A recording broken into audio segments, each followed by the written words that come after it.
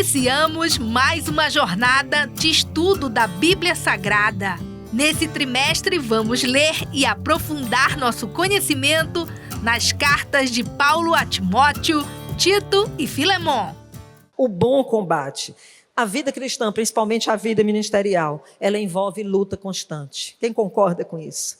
Luta constante, não é? Primeiramente contra os falsos ensinos e também contra as tentações, porque na verdade nós enfrentamos uma oposição espiritual todo o tempo e precisamos ter consciência disso.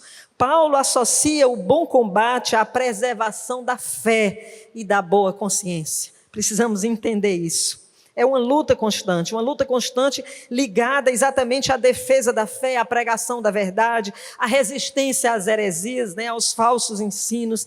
Mas essa luta ela tem um propósito e ela tem um valor eterno. É uma luta que nós enfrentamos com gosto. Quem pode dizer isso? Com gosto, com alegria, é bênção. O pastor soldado de Cristo, ele luta pela verdade, não por vaidade, mas por fidelidade, mesmo sofrendo. Se você serve a Jesus e alguma coisa mudou na sua vida e você sabe que você tem alguma coisa a mais para lhe abençoar, para mesmo no mundo de caos você viver um pouquinho de céu, para mesmo percebendo que outras pessoas têm as suas dificuldades de ser aceito por você e você pode abençoar, seja essa pessoa e utilize a oração.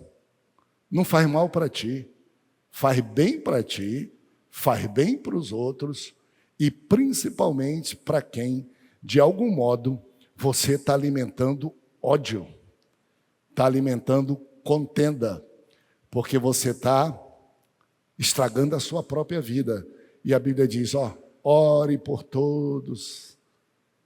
Não se esqueça das autoridades constituídas, porque elas são constituídas para o seu bem, não são perfeitas, mas elas são importantes. É Deus que está falando para a igreja dele, ele não poderia ser mesquinho de nos privilegiar. Ele está dizendo, esse é o padrão da sociedade.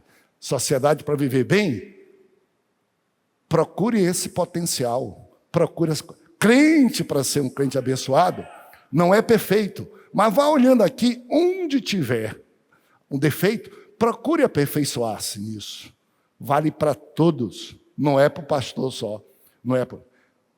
Quem pensa assim, eu vou preencher requisitos exigidos só para o pastor, vai se tornar um péssimo pastor.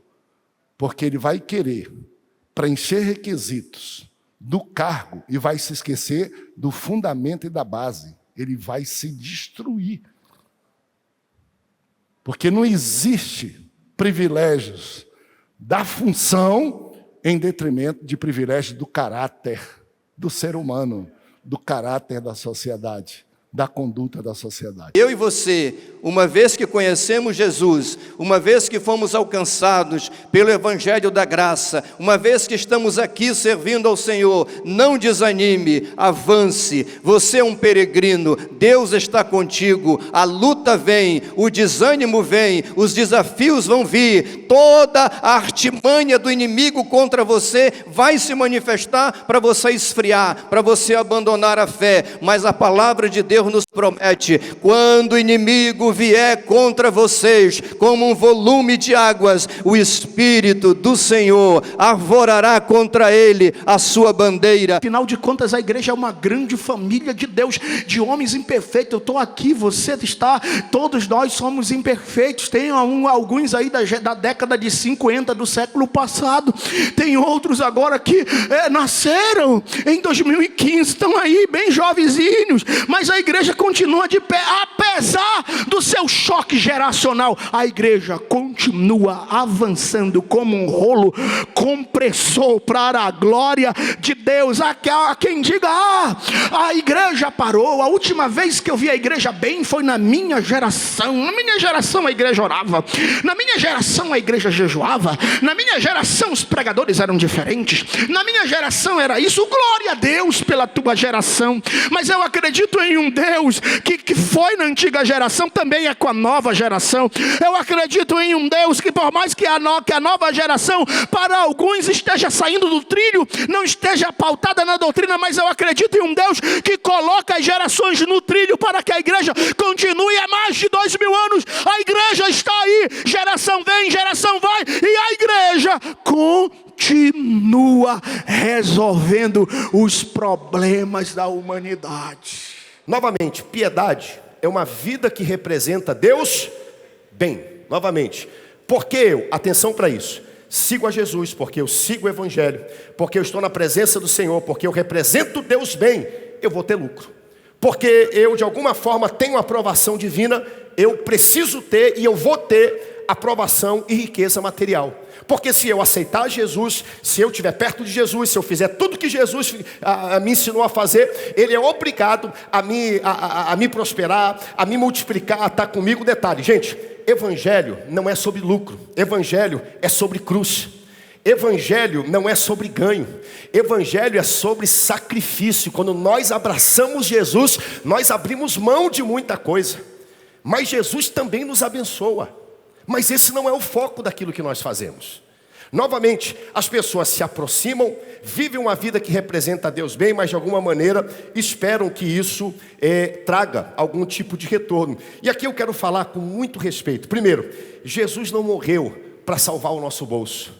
Jesus é o Jesus que abre as portas, que prospera, que abençoa. Jesus veio ao mundo, morreu para te perdoar dos teus pecados, te tirar do inferno, te dar uma vida eterna. E eu posso garantir para você que a vida piedosa que representa Deus bem será uma vida próspera, abençoada e cheia de contentamento. Louvado seja o Senhor. No próximo domingo, vamos estudar a segunda epístola a Timóteo, capítulo 1. Esse depósito, esse dom que Deus te deu, reaviva. Como é que a gente reaviva esse dom? A gente reaviva com fé, com convicção. Eu sei, eu tenho convicção em que eu tenho crido. E eu estou certo que no que depender dEle, Ele é poderoso para me guardar. Guardar o depósito, o dom que Ele me deu. Guardar o chamado que Ele me deu. Até o dia final. É para ti, é para mim, é para a mamãe. A mesma fé que habitou na vovó Lloyd, da mãe Eunice. A mesma fé que habita em você.